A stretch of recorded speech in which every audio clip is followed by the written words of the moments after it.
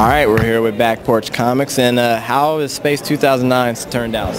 It's turned out pretty good. We sold out of tables, so we have a lot of exhibitors here this year, way more than we had last year. Okay. We had our best single day through the door yesterday, so that was kind of nice. I did hand out a lot of comp tickets, so we got a lot of people. A lot of those guys showed up too. So I think we got a lot of new people in that hadn't been exposed to this before. So that's kind of what we've been trying to do all along was, get people who aren't generally interested in comics interested in comics, because they just don't have can't imagine the kind of stuff they're going to see here. So it's yeah, it is about a good over 100 tables, more than that at this. Yeah, I think we had 144 tables, counting my 5 or so.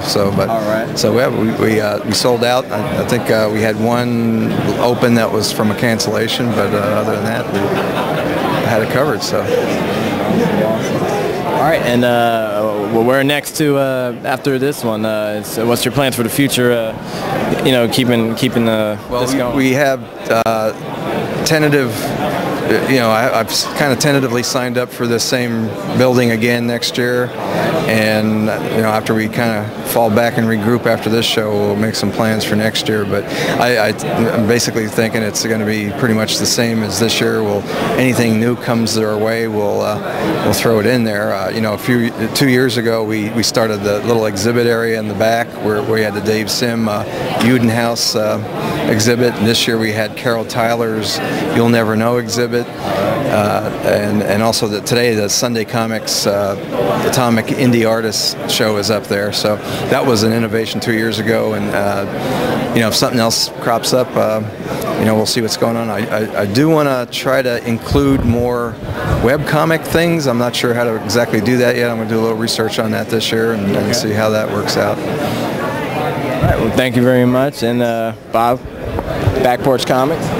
Thanks, guys.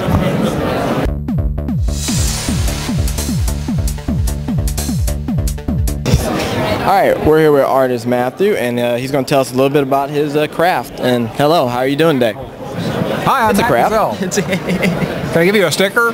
Sure, all right. It says, "Have a day." All right. Yeah. It's got that little cynical man face on it. There you go. And it's good for every day, because it's just a day, You're going to have a day whether you have one or not. All right. All right.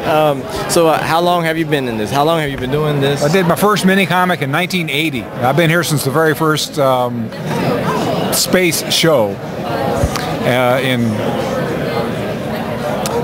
1999 was the first one, I think. Yeah, this was like the 10th anniversary of space. I've been doing these mini comics about the amazing cynical man, America's laid-off superhero, since like 1980 in the Carter administration. And the more I did them, the more fun I had, and the better they got, and the more fun I had, so I just kept doing them. Eventually put out a book of my stuff, The Amazing Cynical Man. It's running as a weekly newspaper comic now in Hometown Paper, but when I get enough weeklies done, then I put them out in a book, and that keeps me busy. All right.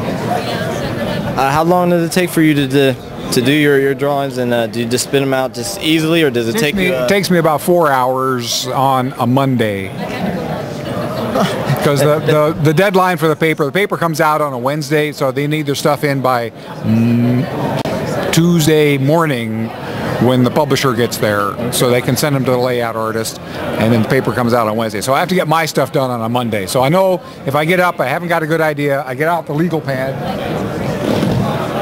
But she's getting out. Which I don't have. But yeah, we'll put a random picture of an example there. I get out the legal pad and start scribbling notes for ideas for a comic strip. Okay. And after about 4 pages of scribbling notes, I come up with a good idea. And then I sit down at the drawing board and fix up I tape down a piece of Bristol board, draw it, scan it into the computer, and email it to the publisher in about 4 hours from the time I start. That's how long it takes me to do a page. No. I was gonna say you're pretty much a man of your deadline and get it done. So that goes for some of the people in mainstream that just kind of kick back and do whatever they want, and then that gets. I suppose you could do that if you have the luxury. No, you're right. The luxury of that. Who keeps? I know it's funny because you've been drawing for so long, and you're pretty much a seasoned veteran. Who keeps you going? Who do you look at, and artistic wise, and that keeps you going as far as every time you see it, you're blown away, or you're happy to be an artist? Wow. Because I know that's a good question. I'm building something here. I'm reading a biography of Charles Schulz at the time, at the moment. All right. And he's really an inspiration. Good old Charles Schulz, the guy who invented peanuts. And he's inspiring because he's from St. Paul. I actually lived in Minneapolis for a couple of years, and he was a shy kid growing up. And I was a shy kid growing up, and he was determined to be a cartoonist from his very early age, and so have I. And you know, I made my dream come true.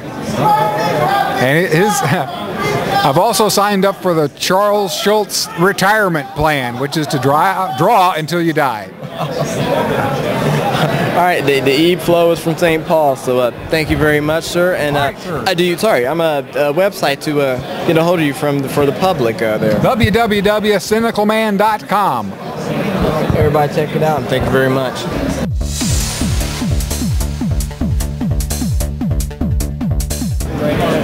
All right, we're here with Jen and Rick, and you're going to tell us what are you guys here for at 2009's Space? All right, well, we're Dandelion Studios, and we do comic books and mini comics. Our comic book is Zephyr and Reginald Minions for Hire.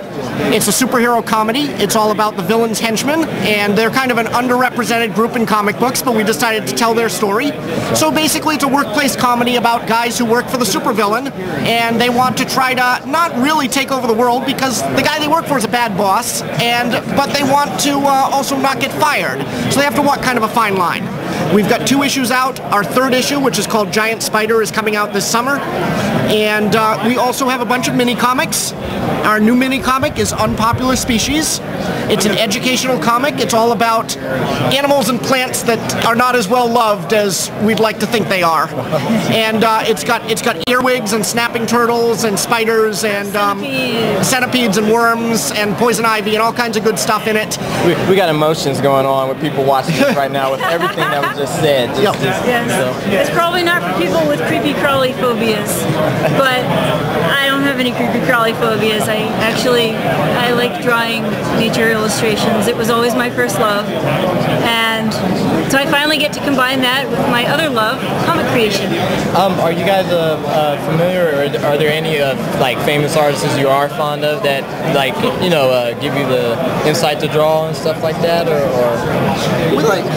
Actually, it's funny. I studied under a photorealist in college who was not a comic book artist. He was basically a photorealist painter who was excellent. And other than that, I've been on my own. Like, all of my art skills I've just learned by self-taught. Yeah, reading books and getting out there and practicing on the New York subway where they hate it. It's kind of odd when you take a sketchbook and you draw the passengers on the Boston T system. They come up to you and they say, "Is that me?" And they're all excited. "Can you draw my kid?" And then in New York, they will actually get up and walk away. We started this living down in New Jersey. We're living on Cape Cod right now, so we got back to Massachusetts. All right. As far as influences, I grew up with comic books, so I read Marvel as a kid. I read DC as a kid. I discovered independent comics. I discovered manga pretty early on in that. So I've read a whole variety of things. I read mostly independent comics right now. Linda Medley is one of my favorites. She does Castle Waiting. Amelia Rules is a favorite of mine. That's a great comic. As far as the writing, there's a lot out there that are just really fun if you look enough. And you guys want to tell us your website? Our website is just dandelionstudios.com, and all the comics here are available. And we've also got a whole bunch of Minions for Hire one-panel cartoons up there. All right, cool. Thank you very much. Thank you. Yeah, thank you. Thank you.